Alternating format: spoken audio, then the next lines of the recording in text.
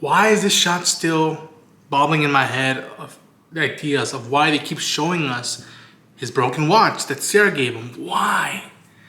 Oh man. All right, let me just get out of the way. Hi everyone, I'm Ronan Unchained. I'm here with a The Last of Us Season 2 theory video for you. During South by Southwest, I believe they showed us a trailer that had this shot of Joel's broken watch that Sarah gave him in Season 1 and in the game's first game. I have a theory of to why they keep showing it, and it might involve spoilers for both Season 2 potential and game Part 2, most definitely. So if you don't want to know, go in cold. Please favorite this video, like it, remember to watch it later on. Come back, enjoy it when maybe it plays out or it doesn't play out. So I kept playing a lot of these footage and trailers of what we've seen thus far of Season 2, and I kept honing in on why the watch again? Why was that choice of a shot? I remembered that in the game, Part 2, after that, Ellie finds Joel's watch in a box with a revolver. And I like to think that when it happened, he didn't wear his watch. He had chosen to take it off finally after all these years of wearing it, carrying this mark on him. And I was like, why would they show that? And then again, just brainstorming an idea or theory or what speculation. And just to be clear, if this doesn't happen, I'm not gonna be mad. I'm not gonna lose sleep over it. It's just as a fan, my enthusiasm, trying to bottle in and keep proper spoilers in constructive ways so people don't get spoiled without warning. I just came to this idea that maybe I could be wrong, but it'd be kind of nice to see this play out. What if we see the day that Joel takes off his watch and it's almost like him letting Sarah rest and putting that to side in the past and moving forward, taking the next big step.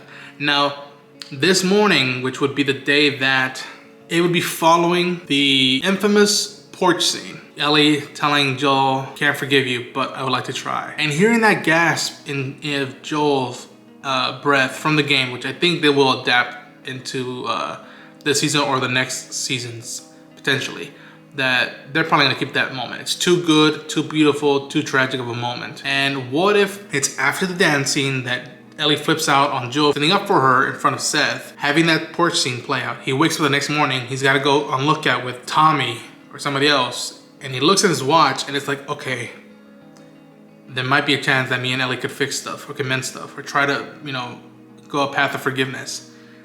I gotta be willing to move past what's been on my shoulders, my burden, and let it go. And let chance, faith, whatever it may call you, just take its place. As soon as he takes it off, he goes on the lookout, and it's when he goes. I just thought of that as being so moving, beautiful, and tragic like Part 2 is. Yeah, and you see it played out almost like, quote unquote, almost like when Sarah goes, where you spend hours before outbreak hits early in the morning, and then shit hits the fan. And so I was wondering, I'm like, what if we see these hours before Joel's potential inevitable downfall, and we see him finally admit what's happened, not be afraid of the choice. He might have felt regret, but he'll stick with it out of love, and him saying, without saying it, Ellie, I love you. Even if you hate me, I'll always love you, and I don't regret a single thing. And being free of that, quote unquote, and finally letting it all out, and then both choosing what path might go forward. So, just a random thought. I think man, I don't know, what y'all think? Do you think of this idea as something that is tangible, possible? Did you like it? Am I be looking too much into it? If not, let me know in the comments down below. Thank you so much for taking the time to check this out. If you did, hit the like button, subscribe for the channel. I'm almost at 1,000 subs.